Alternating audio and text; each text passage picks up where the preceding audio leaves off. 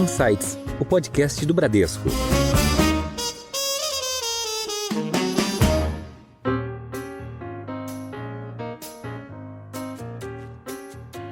A ideia da gente é ter essa contabilidade invisível. Eu não quero dar uma ferramenta para ele se sentir o contador.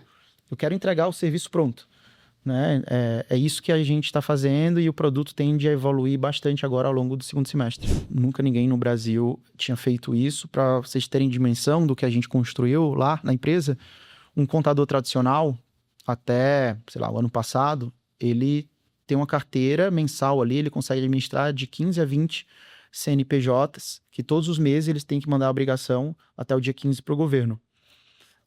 Um contador de uma startup, da maior do Brasil, ele tem uma carteira de 1 para 80. Lá na empresa, hoje, estamos chegando a 20 mil clientes, a gente tem 5 contadores, eu consigo fazer o fechamento no primeiro dia do mês com um contador e já gerar todos os dados. Olá, tudo bem? Você ouviu agora alguns destaques de hoje e tem muito mais. Eu sou Arthur Arraes e este é o New Gen Insights, seu podcast semanal. Nos episódios aqui do New Gen, a gente sempre conversa com novas lideranças empreendedoras e como ideias têm impulsionado novos negócios. No programa de hoje, vamos falar de uma empresa que surgiu para aplacar a dor de um público. Essa empresa veio para resolver o problema dos médicos, em meio a uma mudança nas contratações da categoria pelos hospitais. O aumento de pessoas jurídicas gerou uma nova demanda e a Caveo entendeu esse momento. E para contar um pouquinho dessa história, recebemos o CEO da Caveo, Vilgo Cavalcante. Vilgo, seja bem-vindo ao Insights. Prazer, pessoal. Obrigado pelo convite, Arthur, Luísa. Vai ser um prazer estar falando hoje com vocês aqui. Muito bom, obrigado aí pela presença. E também temos Luísa Saragiotto, que trabalha aqui comigo no Bradesco Global Private Bank. Obrigada, Arthur. Obrigada, Vilgo. É um prazer estar aqui com vocês hoje. Boa, pessoal. E acho que para a gente começar aqui um pouquinho, né? A Caveo realmente teve a sua história começando alguns anos atrás, mas eu queria saber primeiro quem é o Vilgo, né? Um pouquinho da sua trajetória, como é que foi vir para São Paulo, enfim, conta um pouquinho para a gente de você. Legal. O Vilgo é um cearense com alma empreendedora. Eu nasci em Fortaleza, tenho 39 anos e quando eu terminei o terceiro ano de ensino médio, em 2004, em Fortaleza, tinham 3 cursos óbvios para você fazer vestibular: Direito, Medicina e Engenharia Civil. E naquele período, incentivado por primos, eu resolvi fazer Direito, haja visto que eu tinha 2 primos que já eram advogados e tinham escritório de advocacia. E toda a família da minha mãe tinha comércio local no interior do estado do Ceará. Então, eu cresci vendo meus tios empreenderem e os meus primos. Então, eu entrei na faculdade de Direito, já com a ideia de ter meu escritório de advocacia. Consegui realizar isso no último ano de faculdade. Então, já entrei bem com esse mindset na faculdade. E foi legal porque foram 5 anos bastante intensos, onde eu aprendi a fazer advocacia. Porque quando você tem um escritório de advocacia, você tem uma empresa que não pode fazer marketing, não pode estar divulgando. Então, é bastante complexo. E também tem o fato de você ter o cliente, mas não necessariamente você vai estar recebendo pelo pagamento ali de imediato. Tem um tempo para começar a entrar dinheiro no escritório. Então foi desafiador no início, eu tinha 2 amigos que já eram advogados, eu já tinha carteira de clientes no último ano de faculdade, fiz o convite para eles, a gente tirou a ideia do papel.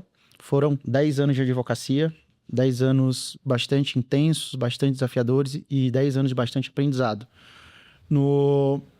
Perto de 2020, ali, 2017, 2018, eu já estava um pouco saturado do ecossistema do direito. Queria empreender com tecnologia. Eu tinha a ideia de fazer o movimento de São Paulo. Tinha 2 grandes amigos contemporâneos meus de Fortaleza que estavam morando aqui, já estavam voando. Só que não estava tão óbvio como fazer esse movimento, né? Então, eu fiquei com isso na cabeça, estressando oportunidades, até que em 2019 eu fui atender um cliente em Teresina, no Piauí. Sentei para conversar com os contadores da empresa na hora do almoço e surgiu o tema contabilidade médica, que foi a semente para a criação da Caveo. Então eu volto para Fortaleza no final de 2019 com essa ideia na cabeça, contrato uma consultoria de startups, a gente consegue montar um MVP. Em janeiro de 2020 eu consigo entrevistar mais de 400 médicos, 17 estados. Vejo que é uma dor latente Então, ali eu já tinha decidido, encontrei o que eu quero fazer, não vou mais advogar, iniciei um processo de desmame dos clientes do escritório, tinha falado com meu sócio, isso super me apoiou. Março de 2020 vem pandemia, o mundo fecha.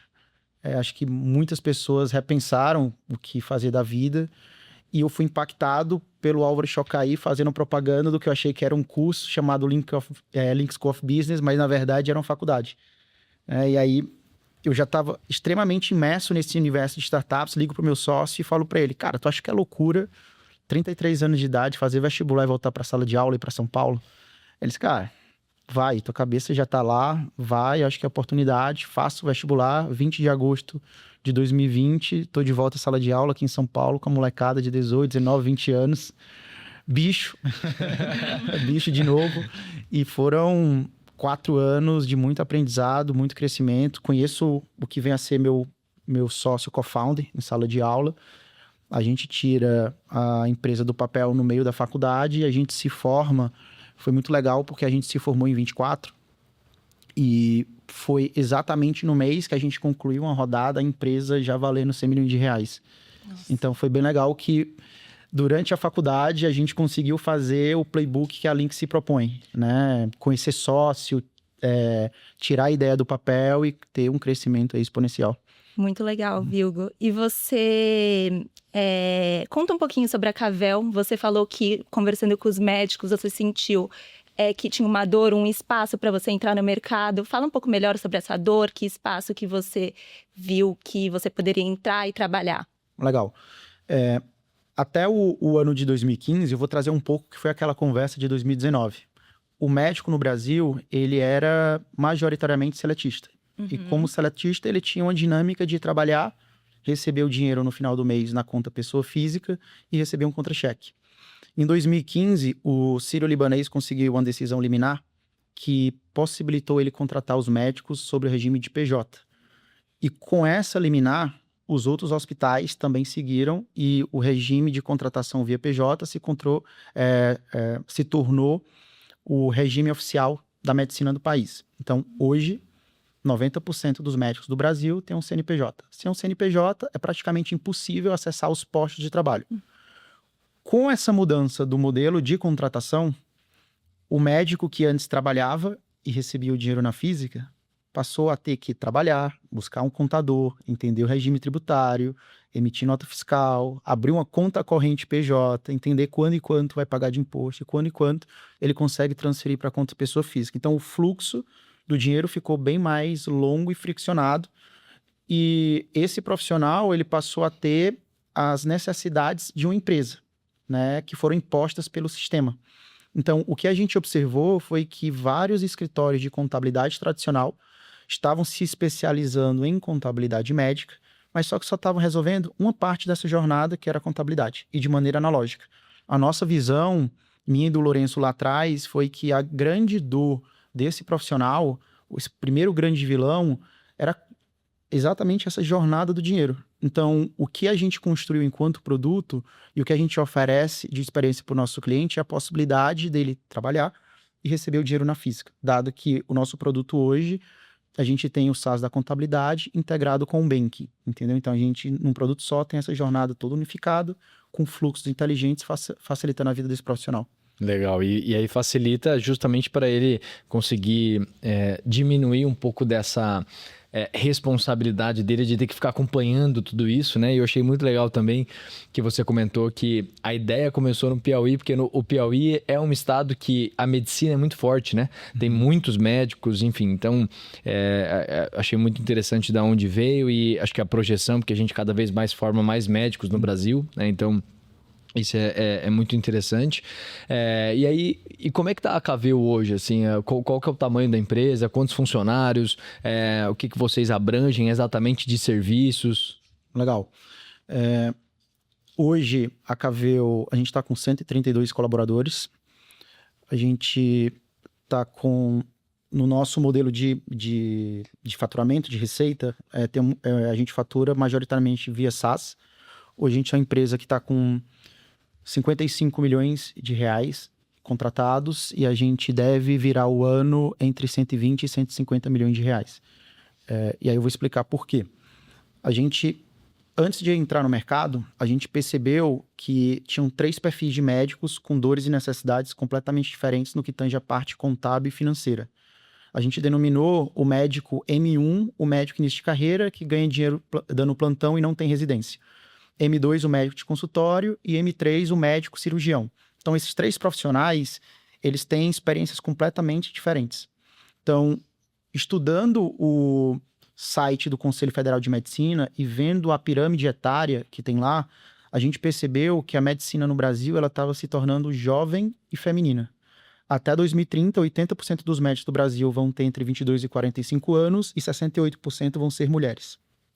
E essa pirâmide estava invertendo. E também o que a gente observou foi que esse médico M2 e M3, que já estava se tornando minoria, o ciclo de vendas longo, friccionado e vários players atacando eles.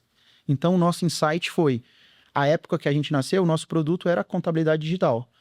E o nosso insight, e se nós fôssemos uma faculdade de medicina, oferecêssemos nosso produto para o estudante de último ano que está entrando no mercado de trabalho, esse estudante é geração Z, primeira geração que cresceu tendo a experiência 100% digital, como seria?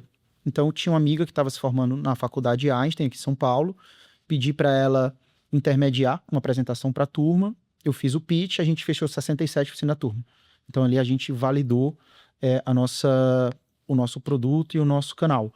Então, durante os 3 primeiros anos da empresa, o nosso produto foi somente a contabilidade digital, via app. A gente é muito fã da cultura do Superfoco, um produto, um canal, uma persona. Então, foi assim que a gente conseguiu dominar esse canal. Em 23, 8% dos médicos que se formaram no país se tornaram nossos clientes. Em 24, 18%. Ano passado, 30%, 3 a cada 10 médicos. Esse ano a gente deve chegar próximo a 50%. A gente hoje está presente em 95% das faculdades de medicina do país. Ano passado, a gente chegou à conclusão que tinha chegado a hora da gente integrar uma solução de banking e começar a materializar a nossa visão lá de trás de trazer toda a integração para essa jornada do dinheiro. Então, a gente faz essa integração e a gente se torna uma plataforma financeira para o médico. Por questões de reforma tributária, a gente começa a preparar a empresa para atender também o médico lucro presumido, porque esse médico M1, ele é simples nacional, majoritariamente. Então, foi um trabalho que a gente fez ao longo dos últimos 8 meses. E a gente trouxe agora o nosso primeiro produto financeiro, que é o recebimento simplificado. Por quê? Além de ter ficado mais complexo e friccionado a jornada do dinheiro, o fluxo de caixa foi descasado. O médico, quando era seletista, ele trabalhava e recebia dentro dos 30 dias. Hoje ele trabalha, emite nota fiscal e recebe de 30 a 60 dias depois. E o que a gente deu para o nosso cliente foi a possibilidade dele voltar a ter a experiência de um seletista, trabalhar e receber dentro dos 30 dias.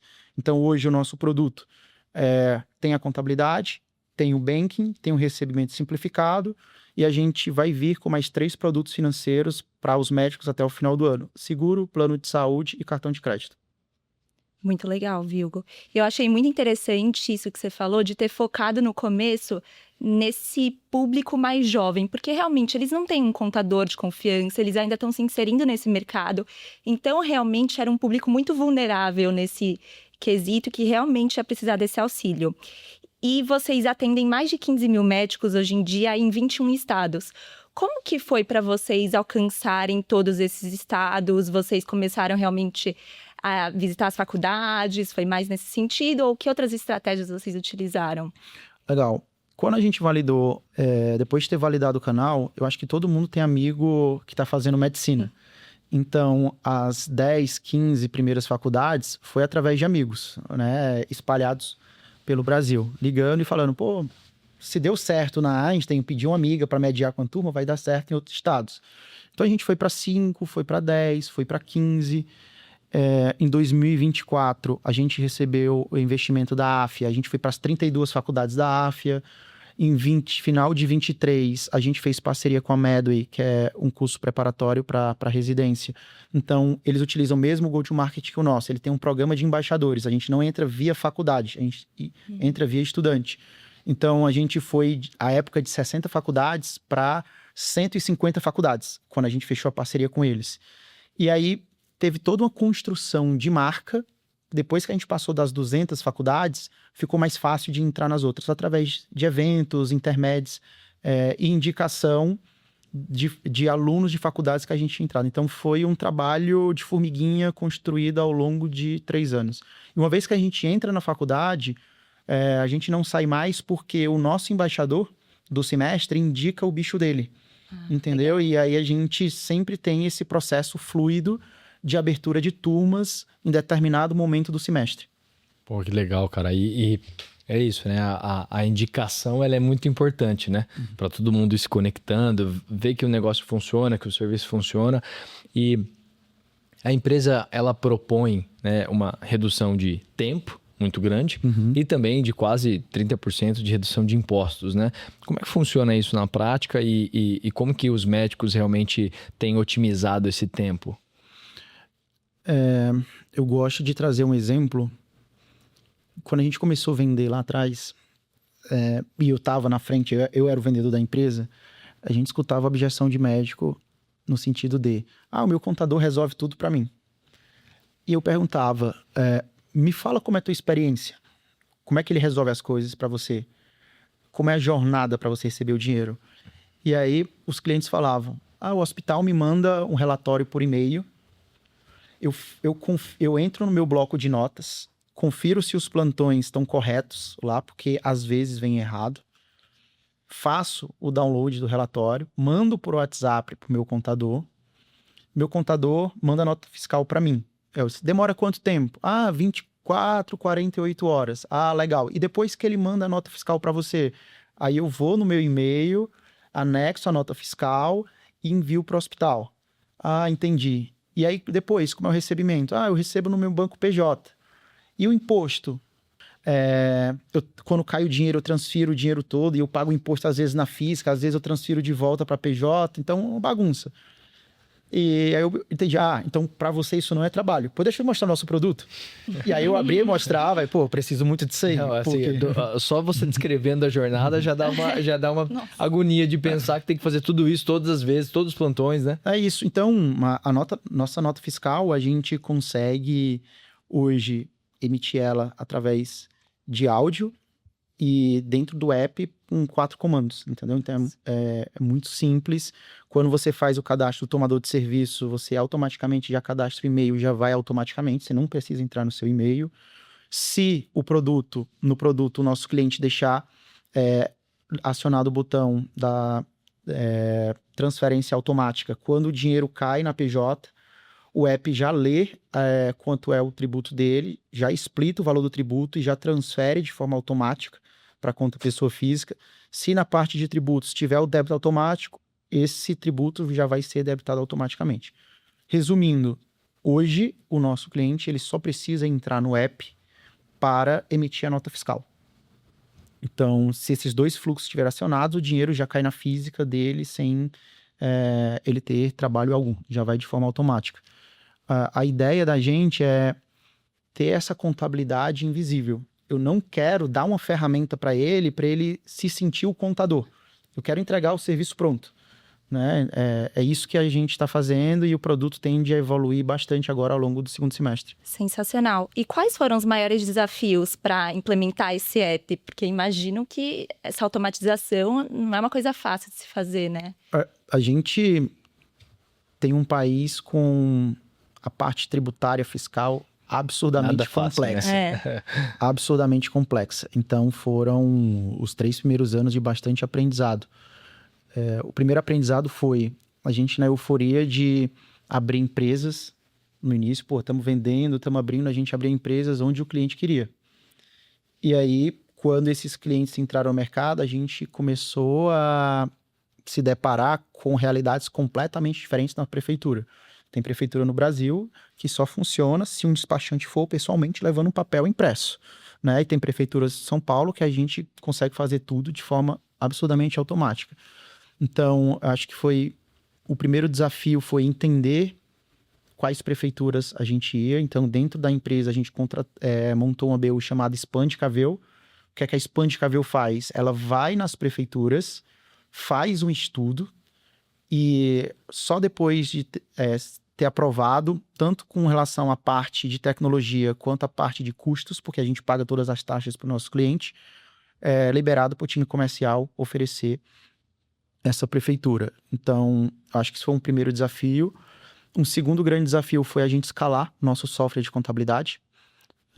Nunca ninguém no Brasil tinha feito isso. Para vocês terem dimensão do que a gente construiu lá na empresa, um contador tradicional, até, sei lá, o ano passado, ele tem uma carteira mensal ali, ele consegue administrar de 15 a 20 CNPJs, que todos os meses eles têm que mandar a obrigação até o dia 15 para o governo.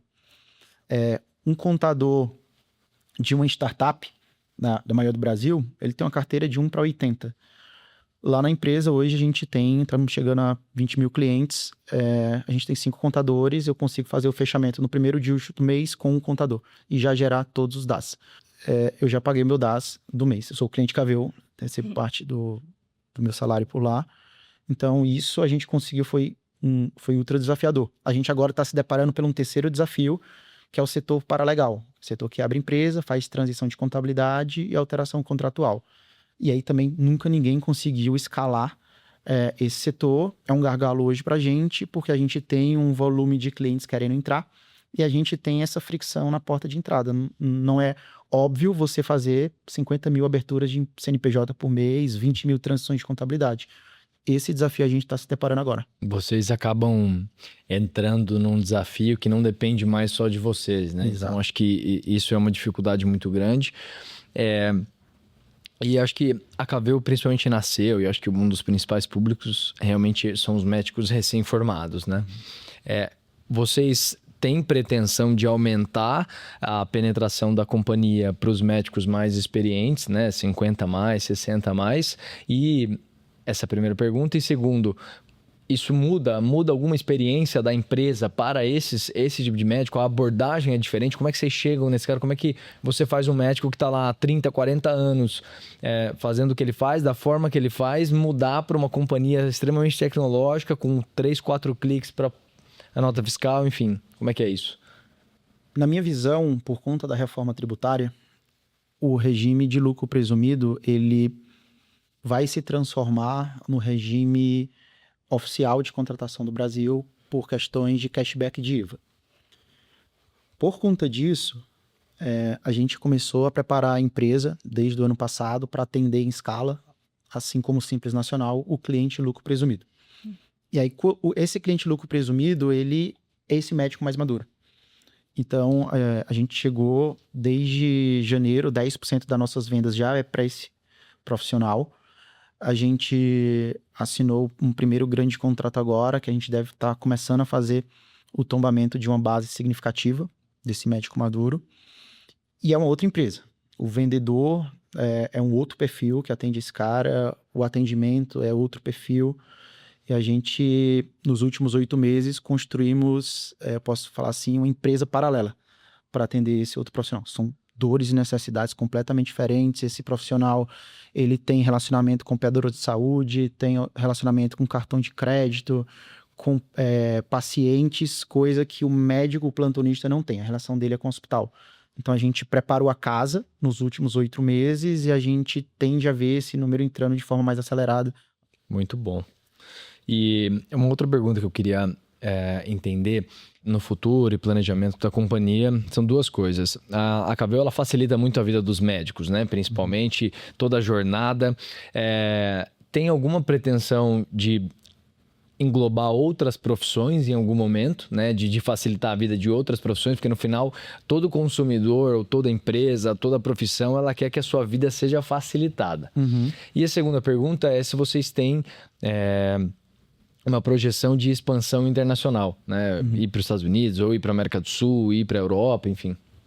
Legal. Não está claro para a gente ir para outras verticais.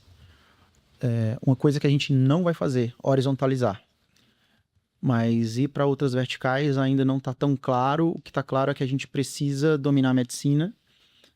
Assim como a gente fez com o médico recém-formado, a gente quer construir a marca para ser a opção óbvia para o médico, né? Então, a gente esse ano está se deparando com um desafio de marca. A gente nasceu com contabilidade médica para o médico recém-formado. Então, toda a nossa comunicação era muito focada em Gen Z. A gente saiu de contabilidade médica para plataforma financeira para o médico jovem, para o médico recém-formado.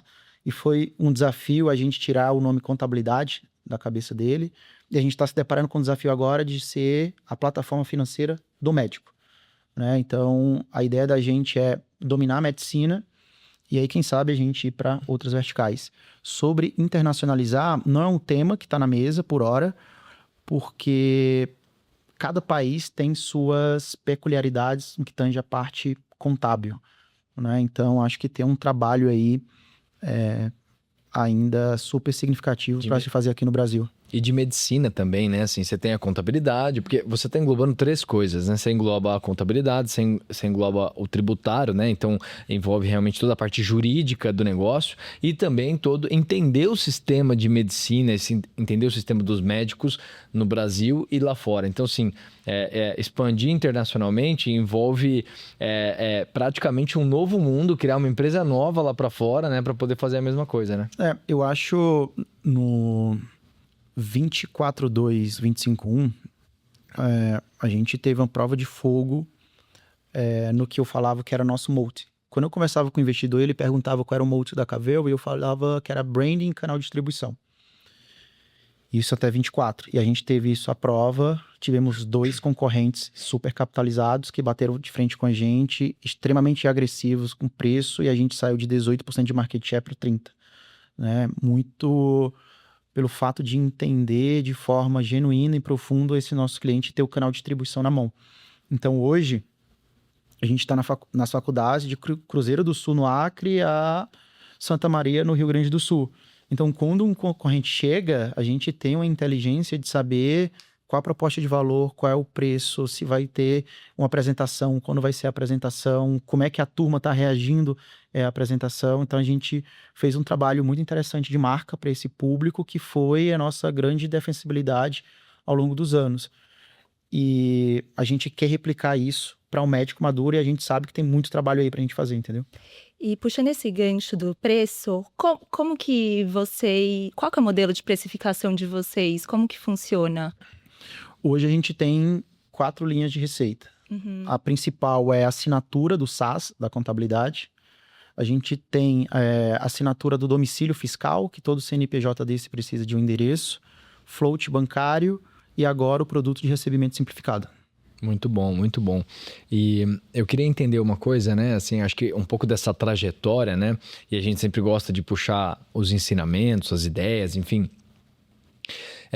O que você sentiu de principal diferença, né? Saindo do direito, por mais que você estava no direito, estava na advocacia, tem um quê de empreendedorismo nisso também, né? O que você sentiu de principal diferença de empreender, ter o seu escritório de advocacia e montar a Cavell? E como é que foram os desafios em relação à tecnologia? Porque o aplicativo, eu já vi, pessoal, vocês têm que entrar, super legal. O aplicativo, o site é extremamente bem montado, visual, bem fluido. Então, quais foram os principais desafios em tecnologia nesse período? Com relação a empreender, eu acho que empreender, você pode empreender jogando jogos diferentes. O jogo da advocacia, dado que era um mercado mais local, mais formal, mais engessado, era um estilo de empreendedorismo. A partir do momento que eu decidi vir para São Paulo, tirar do papel um projeto de tecnologia e entrar no VC-Track, o jogo muda, né? As exigências mudam. E eu acho que teve um desafio de tecnologia e você vai se munindo de gente capacitada e você vai se capacitando, mas eu acho que o principal desafio que eu tive e que empreendedor que está jogando o mesmo jogo que eu tenho é você se desenvolver na velocidade da empresa. Então, em 2022, nós éramos os 5 founders, entendeu? A gente fazia de tudo, a gente estava na salinha de reunião e 6 meses depois, a gente era uma empresa de 25 pessoas. Então, tem toda a velocidade de contratação, de não errar na contratação, de estruturar os processos, de escolher os softwares corretos. E a partir do momento que a empresa vai crescendo, ela vai exigindo de você conhecimentos diferentes e um amadurecimento muito rápido. Então, eu acho que hoje eu sou extremamente grato pelo momento que eu estou vivendo. Eu tenho a oportunidade de diariamente eu estar conversando, tendo reuniões com pessoas fora da curva, e a reflexão que geralmente eu faço, cara, toda semana eu aprendo muito, né? Eu sempre me coloco numa posição de aprendiz, porque eu estou fazendo reuniões com pessoas muito fora da curva e eu vou aprendendo, e quando você vê no compilado de um ano, cara, é brutal o desenvolvimento pessoal, entendeu? Muito bom. E puxando esse gancho que você comentou, um pouco sobre essa vida do empreendedor, enfim, né? Como é que muitas vezes a empresa, no último podcast, inclusive, que a gente gravou aqui, o convidado estava contando um pouquinho de como ele faz para conciliar a vida de marido, de empreendedor, de pai, enfim, né? Você casou recentemente, né? E como é que você faz hoje para conseguir conciliar tudo isso? A vida do esporte, a vida da viagem, a vida da empresa, enfim, acho que é sempre legal trazer um pouco disso, foge um pouco da empresa efetivamente, mas para que as pessoas que estejam querendo empreender, que estão ouvindo aqui pra gente, consigam também ter um pouco desse atalho, assim. Legal. Eu fazia de forma inconsciente, mas eu vi um vídeo do Rony, da Reserva, há uns 60 dias, que ele traz a teoria das 4 bocas de fogão. Não sei se vocês viram isso. Eu achei incrível, e é exatamente como eu sempre levei a minha vida. Eu acho que sem intensidade, sem o desconforto, você não consegue construir grandes coisas. Então, o que é que ele fala sobre a teoria das 4 bocas de fogão?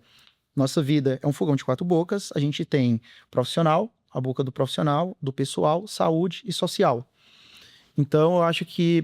E ele traz que é impossível você construir algo muito grande se as 4 bocas estiverem ligadas. Então, é interessante você ter apenas 2, e se você quiser fazer alguma coisa muito fora da curva, 1 ligada. Então, assim, de forma intencional, esse ano... eu casei no final do ano passado.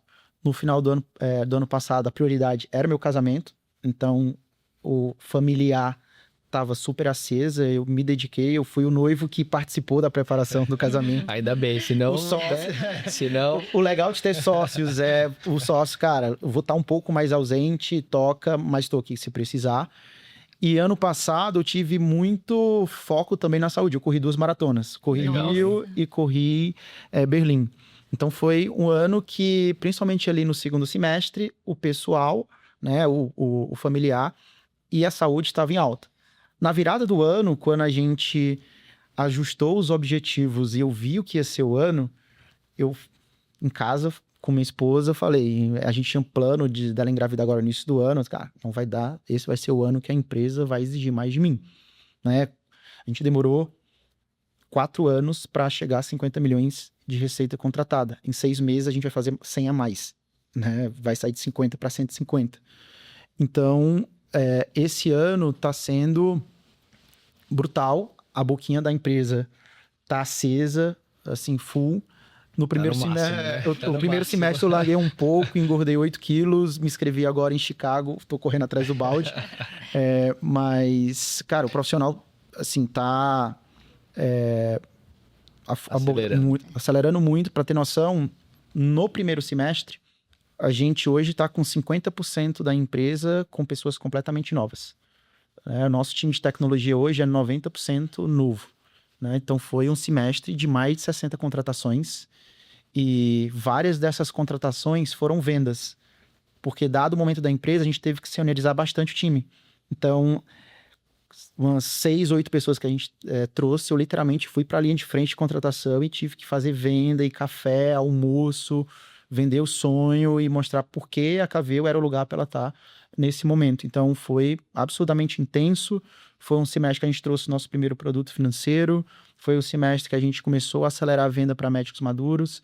Então foi um semestre de muitas mudanças na empresa, foi um semestre de mudança de pilares de cultura. Então, a gente hoje é uma empresa completamente diferente de janeiro. Foi absurdamente intenso. Então, eu acredito muito que você deve focar, ser bastante intenso em alguma área se você quiser ter grande resultado e deixar as outras de lado. Nesse momento, meu social tá completamente de lado. Equilibrando os pratinhos. Exato. Muito bom. Eu queria fazer uma das últimas perguntas aqui também. Você disse que tem os seus sócios, né? Que são realmente as pessoas que estão acompanhando e te ajudando. Como é que vocês se dividem hoje, né? Quais são os principais sócios hoje da Cavell? E como é que vocês se dividem em relação às atividades? Naturalmente, quem é CEO, quem está empreendendo, acaba fazendo um pouquinho de tudo, mas quando a empresa vai criando um pouco mais de maturidade, você já se permite a cada um ter a sua função, a sua, enfim, sua principal função. Como é que é dividido isso hoje? Legal. Nós somos 5 founders. Um founder, desde o início, toca a parte jurídica, nosso diretor jurídico. A gente tem uma founder que toca o setor de pessoas. A gente acredita muito em pessoas e no poder de uma empresa que tem um setor de pessoas forte. Então, a gente já nasceu com a founder tocando esse setor. A gente tem um diretor médico, que hoje toca... A gente tem uma BU de comunidade médica, com eventos... corriqueiros, tanto externos em outros estados, quanto na nossa empresa. E a gente tem um founder que tocava operações e hoje ele está mais na parte estratégica, né? E aí agora a empresa trouxe a liderança, a gente trouxe a liderança do time de engenharia, time de dados, a gente trouxe um Chief AI Officer, a gente trouxe um CPO. Então, a liderança nível 1 da empresa está bastante estruturada. Muito legal, muito legal. Então a gente vai caminhar aqui para o final do podcast. Eu sei que você já deu a dica dos 4 da boca de fogão aqui, né? Que achei que foi super legal. Mas a gente sempre gosta de pedir para os nossos convidados uma dica. Pode ser um filme, uma série, uma dica cultural. Você tem alguma coisa aí para falar para a turma? Tenho. Como a gente está falando sobre empreendedorismo, sobre liderança, negócios, na minha visão, o bom líder, antes dele ter qualquer outra habilidade, ele tem que ter autoconhecimento e tem que entender de pessoas. E tem um seriado que eu já assisti 2 vezes, uma vez sozinho e outra vez com a minha esposa, chamado This Is Us, que foi o único seriado na minha vida que, da primeira temporada à última temporada, foi uma crescente. E é um seriado atípico porque ele não traz o vilão, o herói, ele fala sobre família e você aprende muito assistindo as 6 temporadas. Você volta para a infância, você tem vários insights e eu assisti esse seriado com ela, com a minha esposa, e foi muito importante para a gente pré-casamento entender qual família que a gente gostaria de construir. Que legal. E a primeira vez que eu assisti sozinho foi muito importante também para eu me entender, entendeu? E é legal o seriado porque eu já indiquei para várias pessoas, ele é 10 de 10, todo mundo fala isso, e que tem vários episódios que pegam as pessoas de forma diferente, entendeu? Então, foi o seriado que eu assisti que vários episódios eu me peguei chorando. Legal. Entendeu? Então ele é bem legal para autoconhecimento, entendeu? Para você entender mais sobre pessoas, ele é fantástico. Muito bom, muito bom. E aí, Lu, você tem alguma dica aí para dar pra gente? Tenho, vou dar uma dica de um filme. Talvez vocês já tenham visto, mas é um dos filmes que eu mais amo. É Redes Sociais, que conta um pouco da história do Facebook. É um filme leve, gostoso de ver, mas eu acho que ele dá muitos insights, é super inspiracional. Então, quem não viu, eu acho que vale a pena ver. Já assisti algumas vezes, a estratégia da Cavell tá ali no filme. Então a dica deu certo, foi exatamente perfeita. Eu vou indicar um filme também que tem a ver com o mundo dos médicos, que se chama Mãos Talentosas. Legal. É um filme maravilhoso que conta a história do Ben Carson, que foi um médico que mudou a vida da medicina. Vocês vão ver isso no filme, mostra a dificuldade da trajetória dele. Ele era uma pessoa negra que tinha, sofreu nos Estados Unidos com todo esse processo. Então, é um filme muito bonito, muito legal. Fala muito sobre família, sobre também a superar essas dificuldades. Enfim, então fica com essa dica aí para vocês. E, pessoal, então muito bom. Eu acho que esse foi mais um episódio aqui do New Gen, do Insights, o podcast do Bradesco. Eu tive o prazer de conversar com o Vilgo Cavalcante, cofundador e CEO da Cavell. Vilgo, muito obrigado pela participação, foi muito legal. Obrigado pelo convite, pessoal. E também agradeço você, Luísa Saragioto, trabalha aqui comigo no Bradesco. Lu, obrigado pela parceria. Muito obrigada, foi um prazer. Pessoal, então você pode conferir aqui no Insights, no vídeo no YouTube do Bradesco ou na sua plataforma preferida de podcast. Tchau, tchau e até a próxima.